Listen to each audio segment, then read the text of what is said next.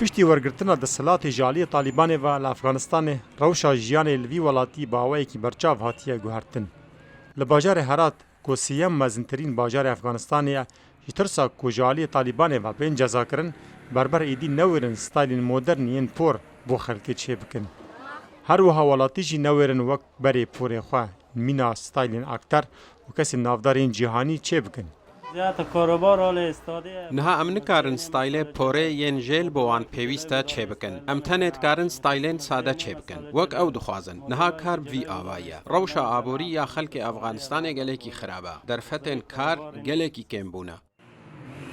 جبلی قدخ کرنا ستایل پورین مدرن خلق افغانستان نچارن رها خوشی بردن. بربر دبیجن بری داها تاوان روزانه نکی $40 بود. لنها او روزانه تنه در دور 5 حتی $7 قزنج دکن.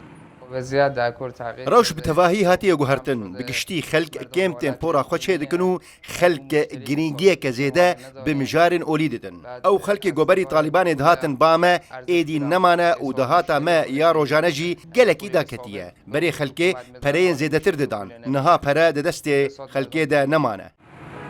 گلانا بوری امریکای دست به وکشاندن هیزن خواه کرج افغانستانی. ده همان دمه دا طالبان ایریشن خواه بو سر هیزن حکومت افغانی برفرهتر کرن و 15 طباق کابولا پایتخت کنترول کر و پشت را حکومت پیکانی. 30 طباق امریکا لشکر خواه داوی جفروخانه کابول درخست و اولات بو چارنویسه که نه دیار بجهشت.